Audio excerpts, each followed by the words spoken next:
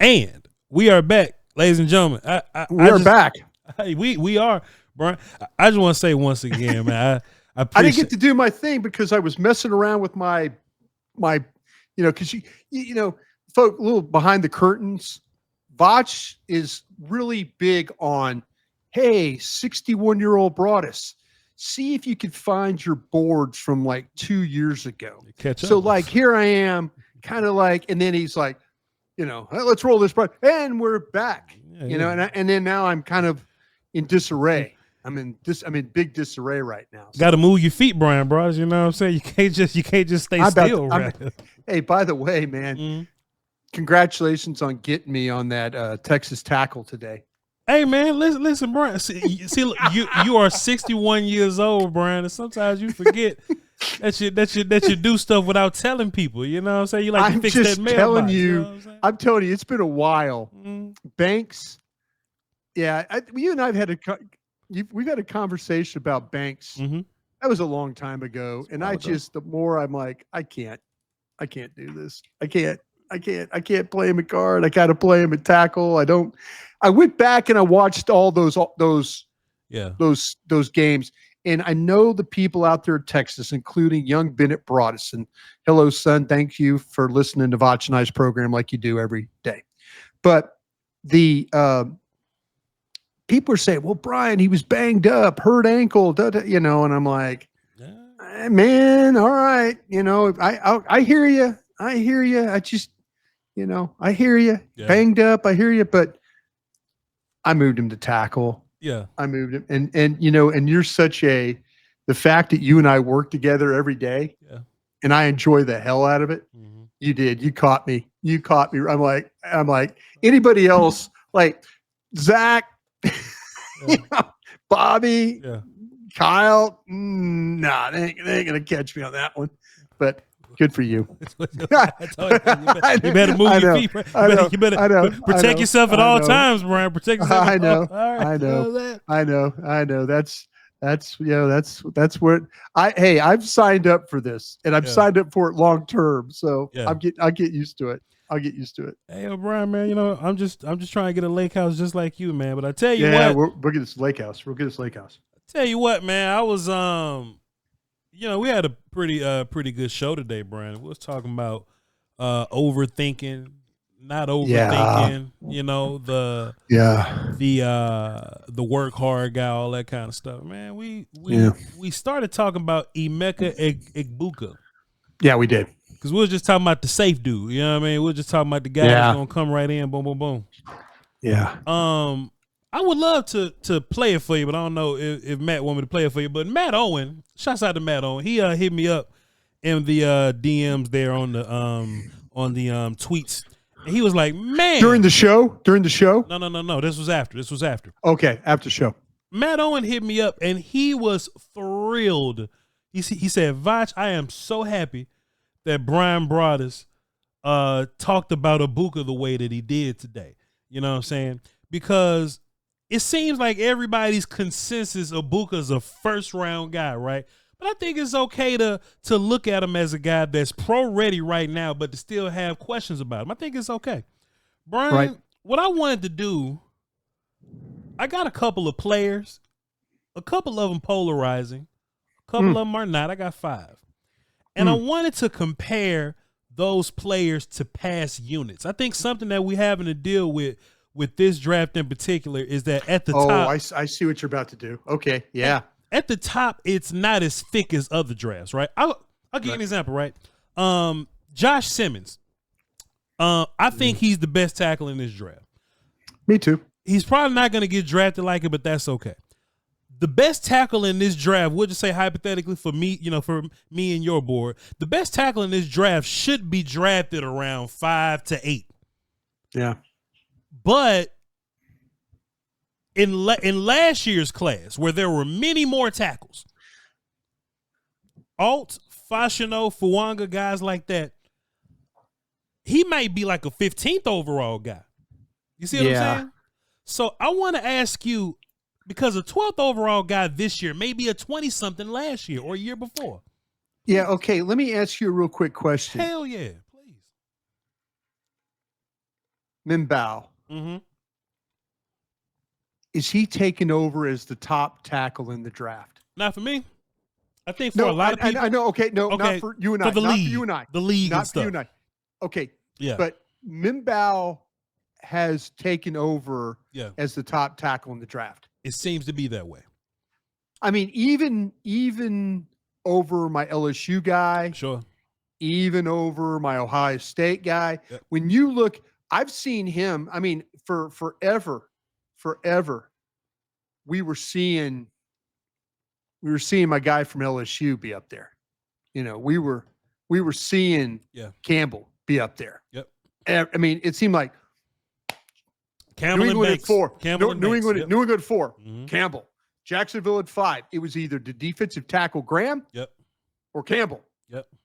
And now it's kind of like, wait a minute, Jets at 7. Mm-hmm. You know, I think that Mimbao has taken over, and I wonder if media scouts talking around the country, talking to their team guys. Yeah. Hey man, you know, well, I've got Campbell up there with where do you got Mimbao? Well, I've got it behind. No, man. Mimbao is Mimbao. Yeah. That kind of seems the way you look at the Daniel Jeremiah mocks and the Bucky Brooks mocks and the you know, and for a while there's like, oh, Campbell, short arms, oh, short arms, you know. There was always something going on with Campbell. Yeah. There's some Simmons, the knee. There's always, you know, there's something going on. Mm-hmm. But it seems like that Mimbao has taken over. Now, ask this question then. Okay. Where would Mimbao be in this draft then? I know you and I have Simmons, but if the league is telling us it's Mimbao, where does he fit in with this group? Or is it the same thing? Would he be 17, 18, 19, somewhere on that, you know? Brian, I tell you what, so get past that first 3 easily. I would take Latham over him. I would take Fautanu over him. I think he's in that Mims, Morgan, Guyton range. But I think I would have liked Mims a little more. Go ahead. See, Alt, the way I had it was Alt, Fuaga, Fashanu, Latham, Guyton, then Fautanu, Morgan, Mims, and our kid from BYU. Those were all second-round guys. Mm-hmm. I think he would be like, as far as your stack, taking Guyton away because that was, you know, kind of all over the place for everybody. I think he'll be like right behind Mims. I like Morgan a lot more because my problem with Mimbao, and this is why I would always ask you and Woolchuck and, you know, just on the show, is the league just trending towards the athletic tackle? Because he's athletic, but he's lacking physicality, man. Mimbao, and I even this, you know, Mickey Spagnola and I, Mickey and I have a history. Yeah. Mickey and I don't like each other, but we respect each other. Okay. We're old dudes that kind of like, dude, I ain't inviting you to dinner and you ain't inviting me to dinner. But I asked Mickey this question because he is an alum of Missouri and watches every game. Yeah. It's like me in my thought about Mason Taylor. Sure. Like I'm telling you months ago about Mason Taylor, you know, and everybody's like, oh, Mason Taylor, you're nuts. That kid at Loveland at Michigan. And no, Mason Taylor's okay. But anyway, Mickey, who went to Missouri, he's watching all the games. And I said, Mickey, let me ask you a question about Mimbao. Yeah. He goes, wish he was meaner. Wish he was meaner. And I go, so meaner or tougher? He goes, meaner. He needs to be meaner. He's a very easygoing kid. Sense of urgency at times. And, you know, and I'm not putting words in Mickey's mouth. I mean, here's a guy that like lives and dies. We're on plane flights 35,000 feet in the air, and Mickey's got a radio getting Missouri football on the, you know, he's listening. I mean, he is locked in and he's watching this, and he's he's telling me, he goes, Brian, he needs to be meaner, more sense of urgency. I think people are falling in love with the athlete. Sure. I think they're falling in love with this guy is so fluid in the way it's just, see, mean to me is Tyron Smith setting well on that draw play, and he wheels and he knocks that end. You know, he knocks TJ Watt or JJ Watt 12 yards up the field with a right hand spin punch. Yeah. You know, that's the kind of, you know, Tyron to grab you by the throat, you know what I'm saying? Yeah, hell yeah, shit like that. Yeah. Tyron Smith won't say 2 words to you, but you play him in a game, he will try and hurt you. Yeah. He will try and hurt you. And I don't think Mimbao, I think he's got Tyron Smith kind of ability, that athletic ability. He doesn't have that killer toughness to him. Sure. You know? Yeah. And but that's people, hey, Walter Jones played at Seattle a long time, just being a really steady, just everything, you know, just whoop, set, pass, you know, get guy, you know, there are guys that sometimes don't have that killer demeanor like that. But man, I would sure love to have it. But like I said, I asked Mickey, Mickey's like, no, he's the best tackle. I'm like, no, he just immediately said he needs to be meaner. Yeah. You know, he knew what I was getting at. So but in this group of guys, if the Cowboys take him at 12, what would your? I wouldn't hate it. I mean, I love Simmons. Don't get me wrong. Sure. But I do understand the athletic ability with that guy. I think that's a plug and play and don't worry about him kind of guy. Right guard, and then you can move him to right tackle. Yeah, exactly. I mean, he's a right tackle at Missouri. He was a right tackle there at Missouri. I mean, if you know, they'll tell you, people around the league will tell you it's a lot different playing right tackle. That's one of the reasons why Steele never goes over the other side. Right. Because they don't want him to, even though he's an athlete. Yeah. You know, he doesn't go over there. It's tough. Yeah. Yeah. Brian, that's a fantastic opening to why I wanted to do this kind of thing, right? Just, you know, comparing these guys, and as high as we are on Mimbao, me and you just talked about how we'll move him behind a guy that was drafted in the 20s last year. You see what I'm saying? Yeah. Let's do this with wide receivers, Brian. Let's do this with wide receivers. So I wanted to find a draft that had, you know, that was kind of dry at the wide receiver position, right? And try to use as much college player context as you can. I went back to 2023. What if Emeka Egbuka was in the draft with Jackson and Jigba, Quentin Johnston, Jordan Addison, there you go. And Flowers. Where would he rank amongst those guys? Flowers, Addison, Johnston, and Jigba. Okay, that is a great because it ain't like Marvin Harrison Jr. That's easy. You know what I'm saying? Yeah. This is a middle of the draft, first round drafted guys that may have had second round grades, but that might be what Egbuka is for real. What is he amongst those guys? Jackson and Jigba, Quentin Johnston, coming out of TCU, Quentin Johnston. Yeah. Addison and Flowers. I think that, okay, for example, I think that now I've got this thing broken down to where I've got them all by the teams, already done with the teams mixed in. So I can't give you my ranking. I can't do it by position because, but let me see. Okay. Jordan Addison, because I remember Jordan Addison being my number one guy at receiver. Yeah. I remember that. And I remember Jordan Addison, I had him as player 23 on my, player 15 on my board.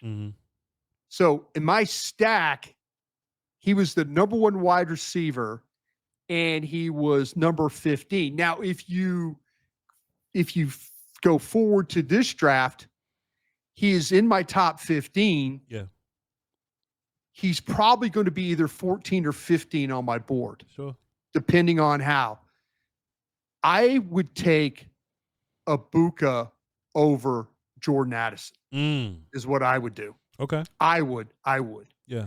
Now, Jordan Addison, 5'11", 173 pounds. He was, I tell you what, I really liked Jordan Addison, but man, I think that Egbuka, God, if I just go back and read, just let me go back. Sure. That was the 23 draft you're mentioning right there. Yes, sir. Is that one was? Yes, sir. Okay, let me pull up what I had with Jordan Addison and just let me read him and then I'll be able to tell you exactly what Tank Dell. Okay, transferred from Pittsburgh, one of the top receivers in the country while there, flourished in the Lincoln Riley system. Is physically not the biggest guy, but plays with no fear.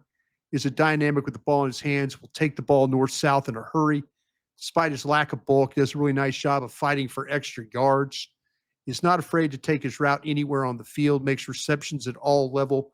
Quarterback does an outstanding job of getting him the ball, stays active as a route runner, knows how to find space, work open, catches the ball well, will separate from defender quickly.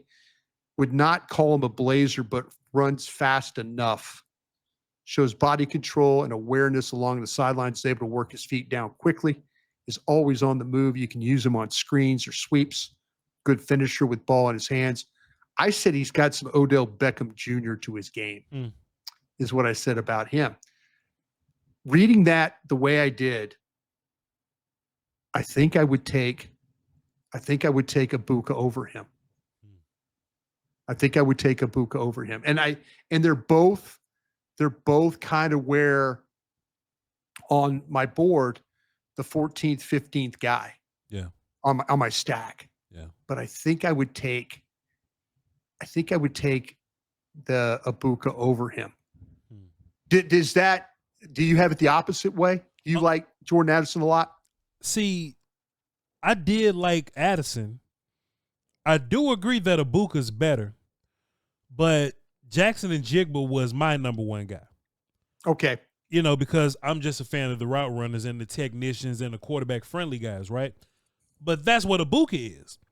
But he's a little bigger, you know what I'm saying? He's a little bigger than Jackson is. And, you know, Jackson was just mostly a slot guy, played the inside for the most part. And I think Egbuka's going to play a lot of slot, but I think he can move around.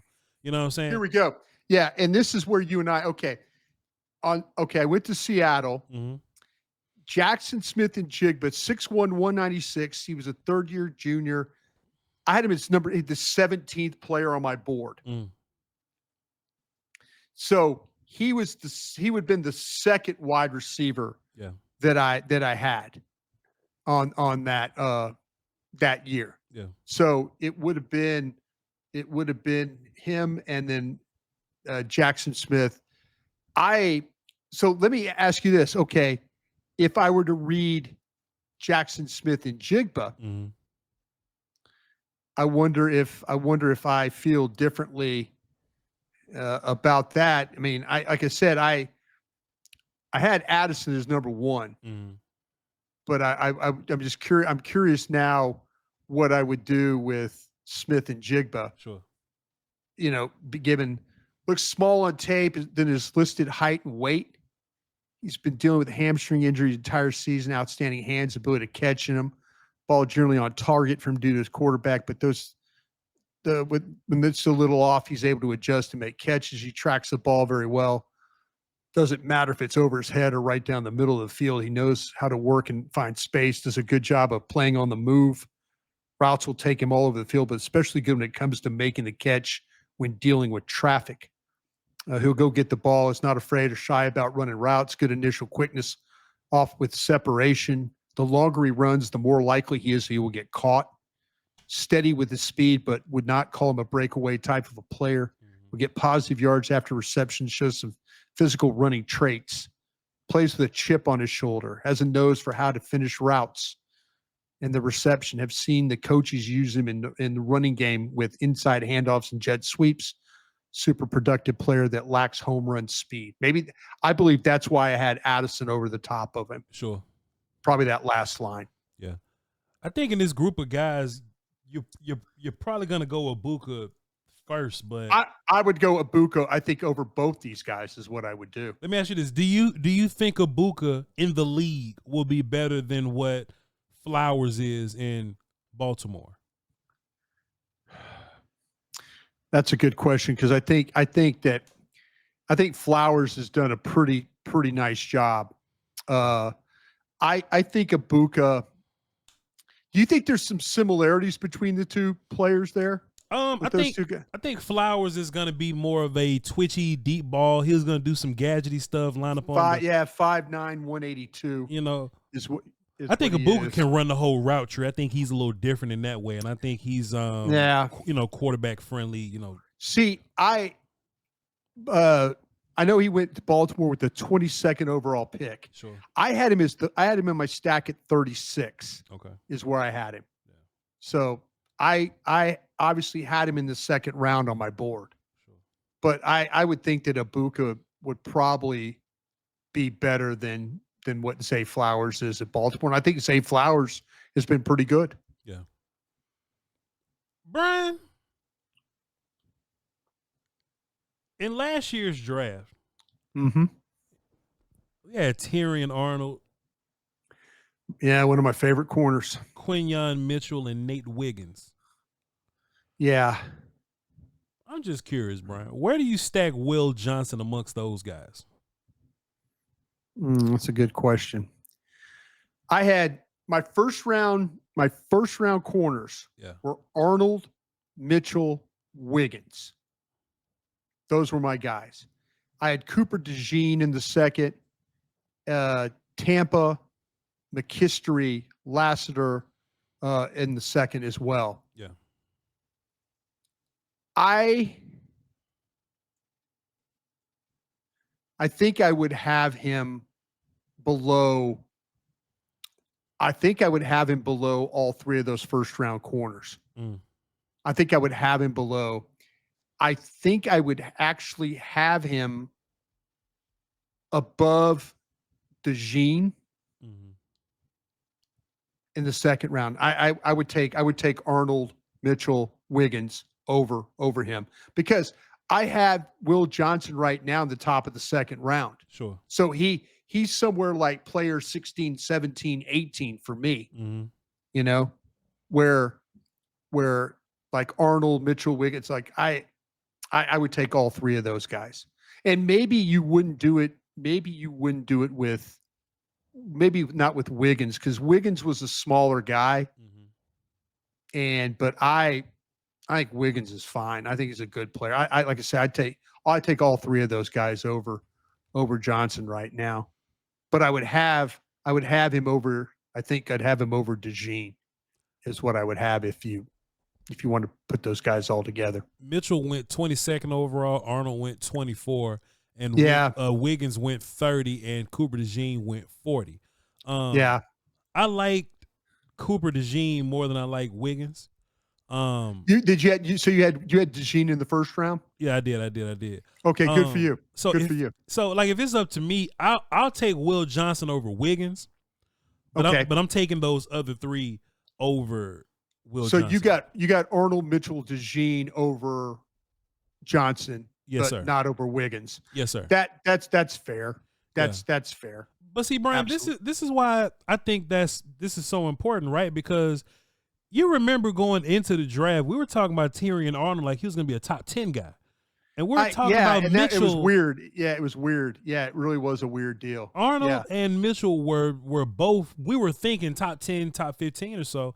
And just before you know it, they just falling in, into the 20s. And even if you go the year before with Porter coming out of Penn State, he went to Pittsburgh. He was another guy that we thought was going to go high, but he ended up going later. Brian, like, is it a trend that we seeing corners being taken later than sooner? Yeah, it does seem very. I just think they're so damn important. Yeah, I mean, I just I'm like, try and play without one. Sure. I mean, I've been there. I went back and found my stack just to kind of, okay, I had Arnold as my seventh best player on the board. I had Brock Bowers at 6, Arnold at 7, Roma Dunze at 8, and Fuaga at 9, First at 10. But then I had, like I said, I had Arnold at 7, I had Mitchell at 13, and I had Nate Wiggins at 15. So I could say I would probably, like, I'd take all those guys over, and then the next corner that I had was Cooper DeJean, as I mentioned, and I had him as my 28th best player, is what I had. So that's, to me right now, that's kind of where I think Will Johnson, I can't take him at 12, but could I take him somewhere between 20 and 28? Sure. Yeah, absolutely. I mean, I've seen him now get mocked to the Falcons, at 15? Yeah. So yeah, that sounds about right for me. But and maybe that changes. We get a time on the guy, and I'm like, okay, well, now I know. I'm not gonna make some massive jump. Yeah.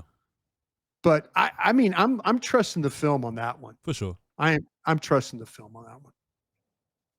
What did you think? I mean, congratulations for having DeJean in the first round. Yeah. That's pretty salty right there. Yeah, man. I was always, there was talk about trying to make him a safety coming out, and I didn't see it that way. I thought he was a really good tackler. I thought he was a really good cover guy. Like, he didn't, lack any athleticism or anything like that. So I liked him. I just thought Arnold was a dude. When I saw Arnold versus LSU chasing around neighbors, I'm like, hey man, this dude Arnold. But all those corners went late, is what I'm saying. So I'm just wondering, will we see that again with Barron and Johnson? Will we see those guys fall into the 20s? Yeah. I mean, you already kind of, there's some mock drafts that have Barron in like a Daniel Jeremiah one. Yeah. Daniel Jeremiah always has him in the top 10. Always has him in the top 10. Yeah. But there's some people that have him, past where Dallas is picking into the 20s. And maybe it's because they're worried about the arm length. But the guy knocks down passes. I mean, what are we doing? Sure. That's today when we were doing the overthinking drill. He is the first guy that came in my mind, the very first one. Don't overthink this one with Barron. Yeah. Don't do it. Yeah. And teams will. Crazy. Brian, I apologize if you got to go to your 2022 board. My bad if you do. Oh, okay. Now you're feeling bad about it. Yeah, I always do. You know what I'm saying? I'm hurting right here, Brian. Yeah, you're hurting right there. I can see you're hurting. Right there. You be all right, though. Yeah. Man, Brian, we really do like Caleb Johnson, man. We really do like Caleb Johnson. He's running back 2 for you. He's 3 for me, but it's all up there. Yeah. It's all up there. If you just read the tea leaves of the mock drafts, it feels like Hampton's first round, Genty's first round, Henderson maybe, but it seems like Caleb Johnson is going to be your bona fide second round guy. So, Brian, where would you rank Caleb Johnson amongst these guys coming out of college? This group of guys that came out 3 years ago. Kenneth Walker coming out of Michigan State, Breece Hall coming out of Stanford, I believe, and James Cook coming out of Georgia. If you can remember or find your notes, where do you got Caleb Johnson amongst those guys? Okay, let me go back and do something real quick then. Here, let me go back to 2020. It's easier to go through and find my notes with these running backs. And I'm sorry, folks. I don't mean to bore the hell out of you and just read a bunch of running back names and all that. But the names that you gave me, you gave me Kenneth James Walker. Cook, Kenneth Walker, James Cook, and Breece Hall. Okay. Yeah. I think to me that I would take, let me see. I have those. So let me pull up my stack from that time. But like I say, I've got it all on one page. So I have to kind of find out. Okay, there it is. Stack 2022. All right. Now we're cooking. Yeah. The old man found it right off the jump. Come on, How man. about that? Move your feet, man. Protect yourself at all times, bro. Let's go. Move your feet. Move your feet. Okay. All right. I did it when. Okay. So give me the teams. The first one you asked about was Kenneth Walker, and the team is Seattle. Okay. Let me go down to Seattle. I'll tell you exactly what I had. Because see, what I do is when the draft's over, I put them by their teams. Is what I do. Gotcha. Walker was Seattle too. Kenneth Walker, right? Is what you asked me about? Yes, sir. Kenneth Walker from Michigan Kenneth State. Walker. Yep. Yeah. I had him as player 47 on my board. I had him on player 47. Okay. That is going to be, if you think about player 47, where this guy potentially could get picked. I think you're playing the game well here. Breece Hall, I had as player 34 on my board. Okay.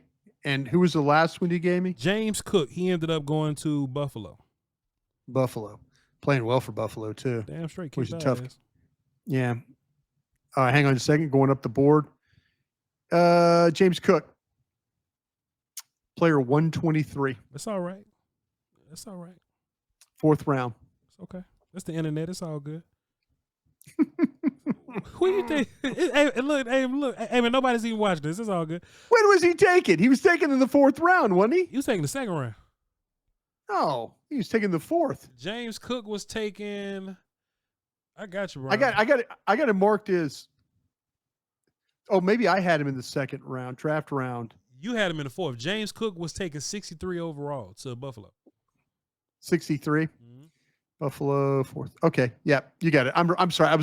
You're right. I'm right. Your ass had him in the 4th. No, I had him in the 4th. Yeah. He went. Okay, because Elam I had in the 2nd round and he went in the 1st. Okay, that's where I had him. Yeah. I had him in the 4th. Yeah, that's right. I had him in the 4th. Okay, yeah, exactly. Okay, right. My bad. My apologies. It's all right. It happens. Where would you have Kaleb Johnson from Iowa amongst those guys? I would have him probably above. I think the one that would be probably the closest would be Walker. No, wait, actually, Breece Hall I had higher on my stack. Yeah. But not going to body catch it, but will snatch it with both hands. His running style, along with his ability to catch and make some dangerous combination. There's some wiggle and avoid to his game. He is better than just a plant and go runner. Excellent balance, redirection, can take the ball and avoid defenders by spinning in the hole and working away from it. Okay, Breece Hall is a much more athletic type of a player. Yep. If you go down to Walker plays like Johnson a little bit more. Yeah. So compact. I mean, he's 5'9", he's 211 is what he was. Great job avoiding contact initially, but when he has to lower his shoulder, is more than willing to do so. I would call him a finisher in the open field, but there were a couple long runs where he was brought down from behind. He can make tacklers miss. He will start slow, then accelerate with a burst.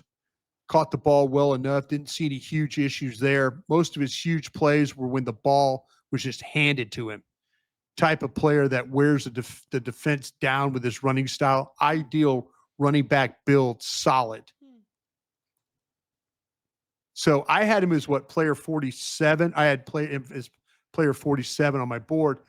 My gut feeling, and if I look at where my current with him being at the top of the 2nd round, he's going to be somewhere player 16 to probably, because I've got to compare him to like the others in that round. Sure. Golden, I mentioned this, Golden, Warren, Mimbu, Jackson, Donovan Jackson, Sanders, Nolan, Grant, Walker, Will Johnson. I mean, he's going to be somewhere in those 20s, which would have him better than where I had Breece Hall, likely. Yeah. But if you compared him, I think he's probably closer to Walker than he is to Breece Hall. Breece Hall was drafted 36 overall. Walker was drafted 41 overall. So they about right there. Right there. I'm with you. I definitely would have him maybe like behind Brees, really close to Walker, but definitely ahead of Cook. This wasn't a time where I was building boards or anything like that. So I'm just kind of going off my memory. Just like you, I didn't think James Cook was gonna be taken in the second round or he was gonna be that great in the league, but he is. But I think Caleb Johnson can be really, really good in the league, and I think he's gonna be taken right around this range. I just hope that he makes it to 44. That's all. Do you think Dallas thinks of him the same way that you and I do? Man, I mean, I know I'm asking you an impossible question. I hope. I just hope. The worst. I hope you know that, Brian. I badly want to have faith in these guys, Brian. I don't know if I'm just going to keep my mouth shut.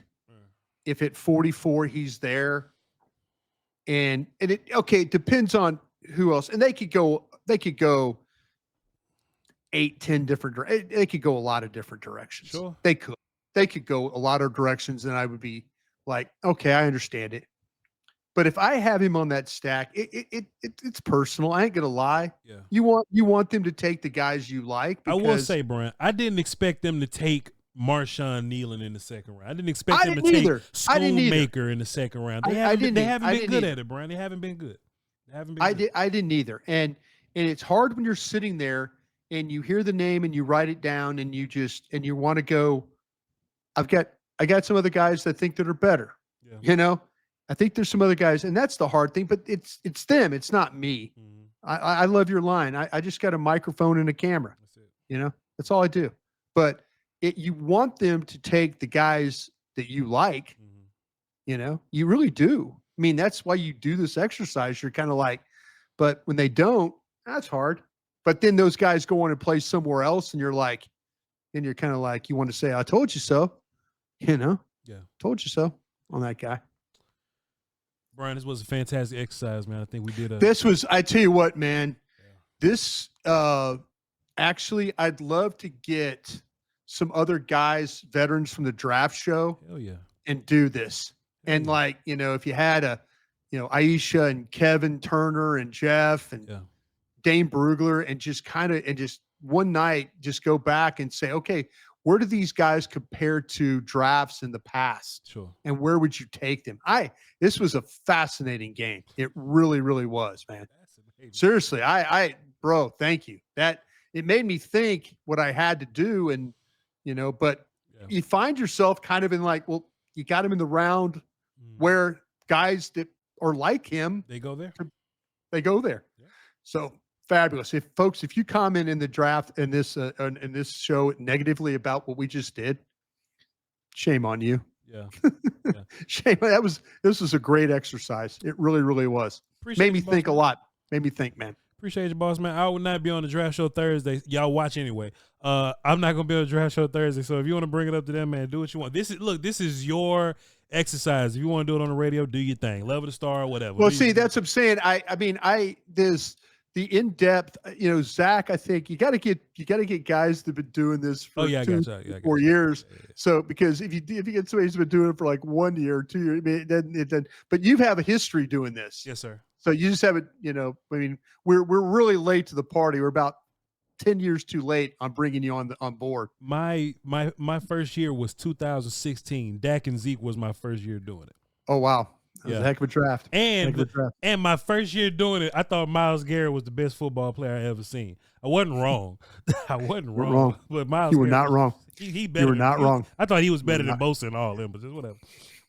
But Brian Bryce was a fantastic well, thank you, man. episode, man. Appreciate you. Hey, I appreciate you, man. I appreciate you. Thank you for putting. No show on Thursday though. Is that something coming up? We got something going on. You and I. Ladies and gentlemen, no show Thursday. Yeah. Y'all gonna find something to do. I will be traveling. So y'all, y'all watch film for your Friday, guys. Tomorrow we. Yeah. Tomorrow we have. I got him right here. We got defensive tackle Ty Robinson, which is a very urban name for a big white man. Very urban player. well, he's a big white man from Nebraska, and I thought Ty Robinson belonged to us, but Hey, knock yourself out.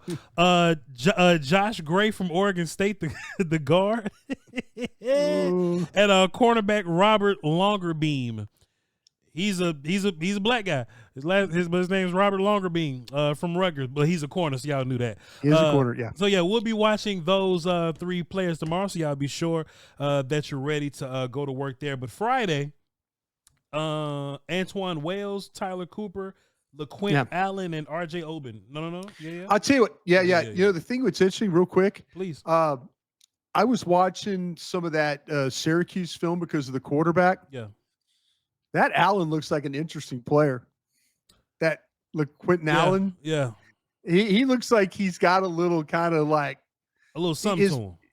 Well, he's got some explosiveness to him. I'm looking forward to really sitting down and say, looks like a tough guy too, for kind of being a narrow, thinnish guy. But man, he got some toughness. You know, going later into like this part that we're in right now, the Syracuse guys are just kind of popping up a little bit. So they are popping up a lot more. You could see why they had a pretty good year. Yeah. You know, we looked at their tight end, the quarterback. Yeah. Now you're gonna look at the runner. Yeah. VOCHLOMBARDI, and y'all be sure to tap in with BRY Yen Broadus. And when y'all done here, go watch the draft show that we did today. The episode of the draft show, we had a pretty good one today. All right. Love y'all to pieces. Y'all hold it down until next time. All right. Crown.